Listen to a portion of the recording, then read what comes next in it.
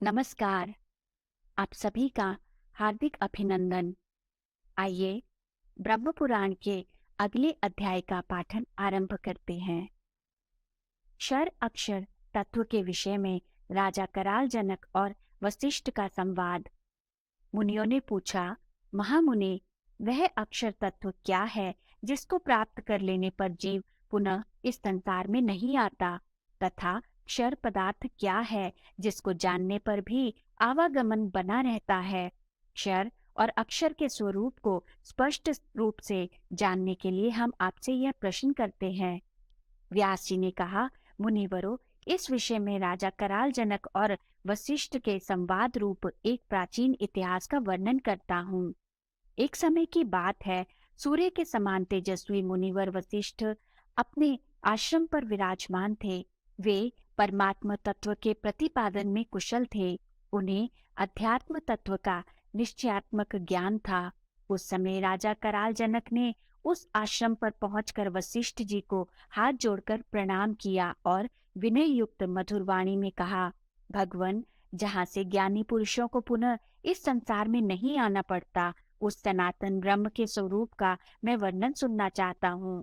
इसके सिवा जो क्षर कहा गया है उसका, तथा जिसमें इस जगत का लय होता है, उस अनामय कल्याणमय अक्षर तत्व का भी ज्ञान प्राप्त करना चाहता हूँ।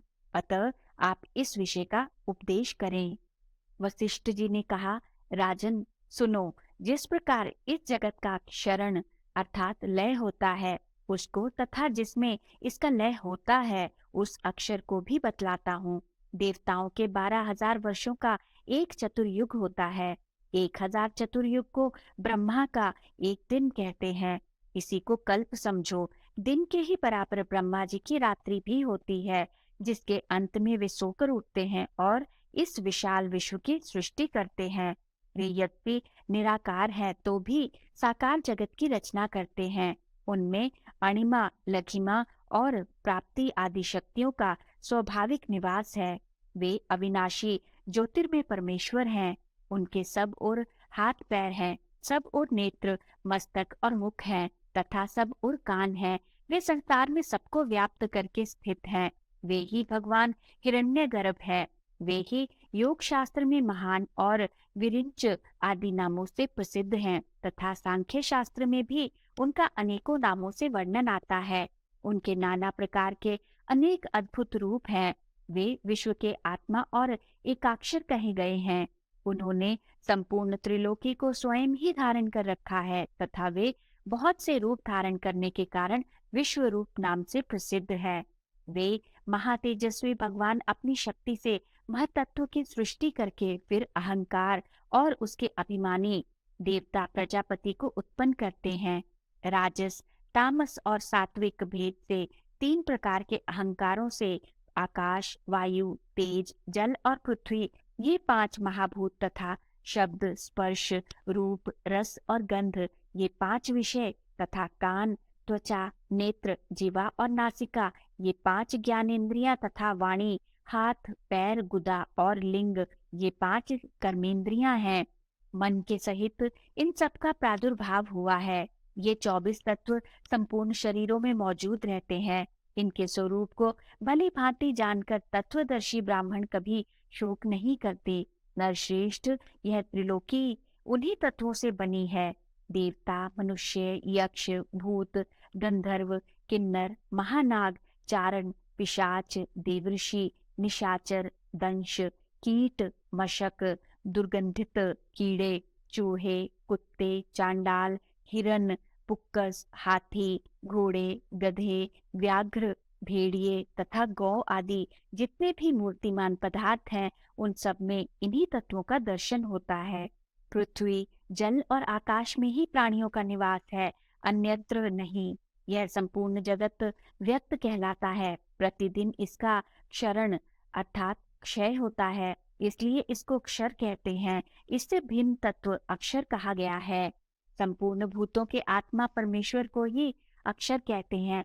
इस प्रकार उस अव्यक्त अक्षर से उत्पन्न यह व्यक्त नाम वाला मोहात्मक जगत सदा क्षयशील होने के कारण क्षर नाम धारण करता है।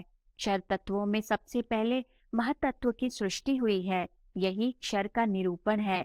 महाराज, तुम्हारे प्रश्न के अनुसार मैंने क्षर अक्षर का वर्णन किया। अक्षर तत्व 25वां तत्व है। वह नित्य एवं निराकार है। उसको प्राप्त कर लेने पर इस संसार में लौटना नहीं होता। जो अव्यक्त तत्व इस व्यक्त जगत की सृष्टि करता है, वह प्रत्येक शरीर में साक्षी रूप से निवास करता है। 24 तत्वों का समुदाय तो व्यक्त है, किंतु उनका साक्षी 25वां तत्व परमात्मा निराकार होने के कारण अव्यक्त है। वही संपूर्ण देहधारियों के हृदय में निवास करता है। वह चेतन रूप से सबको चेतना प्रदान करता है। वह स्वयं अमूर्त होते हुए भी सर्वमूर्ति स्वरूप है। सृष्टि और प्रलय रूप धर्म से वह सृष्टि स्वरूप भी है और प्रलय स्वरूप भी। वही विश्व रूप में सबको प्रत्यक्ष दृष्टि गोचर होता है। वह निर्गुण होते हुए भी गुण स्वरूप है। वह परमात्मा करोड़ों सृष्टि और प्रलय करता है, तथापि उसे अपने कर्तृत्व का अभिमान नहीं होता। अज्ञानी पुरुष तमोगुण, सत्वगुण और रजोगुण से युक्त होकर तदनुकूल योनियों में जन्म लेता है। वह ज्ञान न होने अज्ञानी पुरुषों का सेवन करने तथा उनके संपर्क में रहने से ऐसा अभिमान करने लगता है कि मैं बालक हूँ, यह हूँ, वह हूँ और वह नहीं हूँ इत्यादि। इस अभिमान के कारण वह प्राकृत गुणों का ही अनुसरण करता है। तमोगुण के सेवन से वह नाना प्रकार के तामसिक भावों को प्राप्त होता है। रजोगुण के सेवन से राजसिक और सत्व गुण के आश्रय से वह सात्विक रूप ग्रहण करता है। काले, लाल और श्वेत, ये जो 3 प्रकार के रूप हैं, उन सबको प्राकृत ही जानो। तमोगुणी पुरुष नरक में पड़ते हैं, रजोगुणी मनुष्य लोक में जाते हैं और सत्व गुण का आश्रय लेने वाले जीव सुख के भागी होकर देवलोक में जाते हैं। केवल पाप से अर्थात पाप की प्रधानता से पशु पक्षियों की योनि में जाना पड़ता है। पुण्य और पाप दोनों का मेल होने से मनुष्य लोक की प्राप्ति होती है तथा केवल पुण्य से अर्थात पुण्य की प्रधानता से जीव देवता का स्वरूप प्राप्त करता है। अव्यक्त परमात्मा में जो स्थिति होती है उसी को मनीषी पुरुष मोक्ष कहते हैं। वे परमात्मा ही 25वां तत्व है। ज्ञान से ही उनकी प्राप्ति होती है। इसी के साथ आज के इस पाठन को हम यही विराम देते हैं और अगले अध्याय के पाठन के लिए आपके साथ फिर से जुड़ेंगे। आइए ब्रह्मा जी के इस मंत्र से आज का समापन करते हैं। ओम ब्रह्मणे नमः।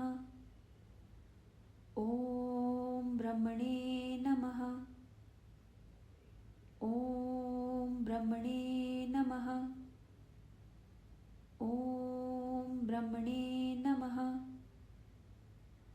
ओम ब्रह्मणे नमः। ओम ब्रह्मणे नमः। ओम ब्रह्मणे नमः। धन्यवाद।